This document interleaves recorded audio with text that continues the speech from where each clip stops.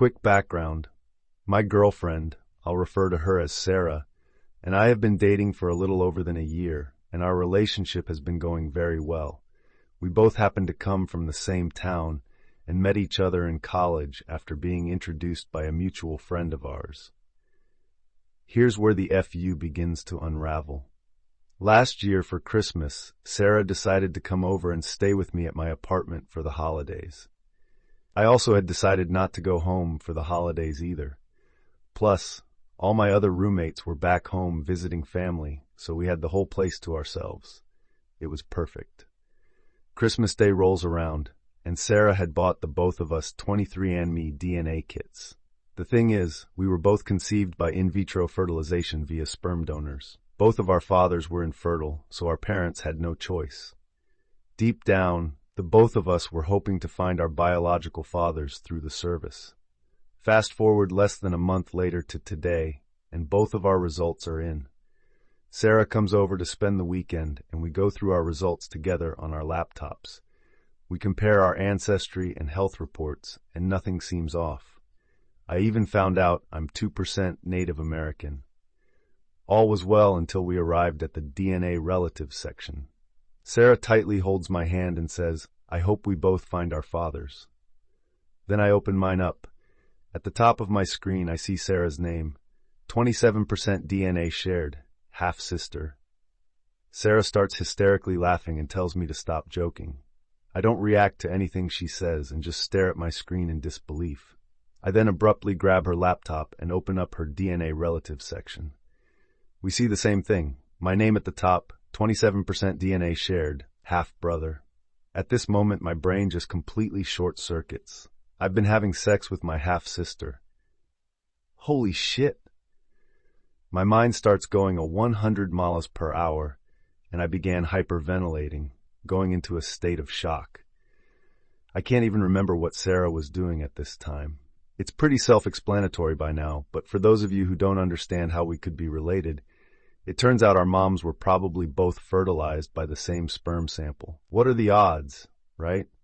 The fact that we're from the same town certainly increased the odds, but still. 6 hours later, just typing this entire post makes my body shiver. There are no words I have to express what my mental state is now. To put it in simple words, I feel traumatized. Part of me still won't stop thinking about how much I love Sarah, and then I realize our entire relationship was incest. I honestly feel disgusted standing in my own skin. I've even been contemplating suicide. Sarah and I haven't talked at all since going into shock. Right as I'm finishing up this post, Sarah has grabbed her stuff and left my apartment a few moments ago. I'm probably not going to respond to any of your comments, questions for now, and I honestly want to be left alone in the corner of my room. I really just needed a place to vent all this. Former GF and I are both sperm donor babies and come from the same town. We take a 23andMe DNA test and find out we're each other's half-sibling, meaning I've been having sex with my sister for over a year. Turns out we both were conceived from the same sperm sample. Go figure. Edit 1. My mates just came home and are giving me support. Edit 2. RIP inbox. Thank you all so much for the support. I just logged back in and didn't really expect this post to blow up. Last night was rough. Sarah's friend/roommate called letting me know Sarah was home. As of now, Sarah and I still haven't talked, but after a night of thinking, I believe I've come to terms with what we've discovered. For those of you who still think this is fake, I honestly wish it was. Here's a screenshot showing our shared DNA. I think the best way for Sarah and I to heal is to go back home, our town, and see how this all began with our families. Only then will we be able to accept the reality. I'll post more updates as things develop. Relevant comments. Commenter, how small is your town? The odds of a couple both having parents with fertility problems who went to the same sperm bank and used the same sperm sample is so unbelievably small. Holy shit. Our town has a population of 40K, and both of our parents had to go to a clinic one state over. I still can't contemplate the odds of this happening. Commenter, I'm a moderator, and you guys would have no idea how common these types of events are. Not this type specifically, this one is a first, but generally non-paternity events and other family scandals are the most common. I swear, we can't go a weekday without having at least 4 posts about people finding out their fathers aren't their bio dads or some other family drama. As for OP, I'm so sorry you have to go through this, and Ike, this is painful to go through. I would recommend you rest until you're feeling well enough to talk to anyone. Please don't hurt yourself, and please call the suicide hotline if you ever are considering suicide. Don't hesitate to reach out for help and try to find support groups for these types of things. If at any time you feel like your mental state is rapidly deteriorating, don't wait. Get help. Talk to someone, friends, family, etc. Thank you for the advice and support. Update 1. First things first. Just wow. I can't thank you all enough for the support through the kind comments and messages. I wish I could reply to all of them, but there are just too many. I'll answer some common questions I received towards the end of the post, but I'll first start with where we left off. After a long, dreadful night full of surprises, I woke up the next morning questioning everything. I called bullshit on the test and immediately called Sarah. She picks up, telling me she's already booked an appointment with a genetic counselor. Good, we're both on the same page. The next day, we meet with the genetic counselor specifying in patients who take tests with commercial companies. TLDR of what she said was, while the ancestry reports can be interpreted with a degree of skepticism, DNA matches are determined directly through the raw DNA data, meaning the connection is either there or it isn't.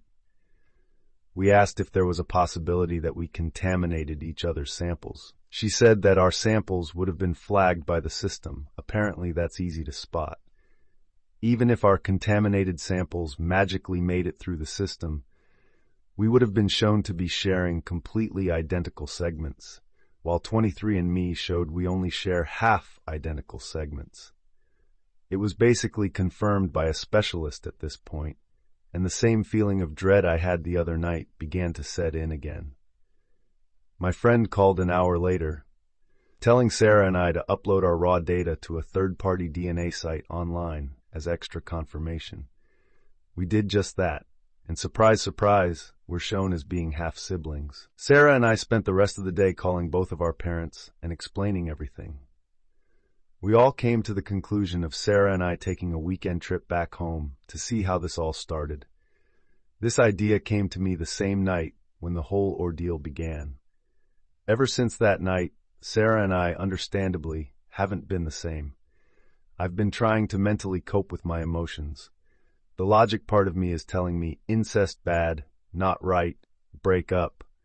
While emotionally, I still love Sarah. I'm having this constant battle in my head, and I'm sure Sarah is too. All of this was especially apparent when Friday rolled around. We both packed our bags and hopped into my car. During our entire drive up north towards home, not a single word from the both of us. 5 hours later, we finally made it to Sarah's house, the agreed meeting destination. Right before we exit the car, my brain decides to short circuit. I grab Sarah's hand and lean in to kiss her.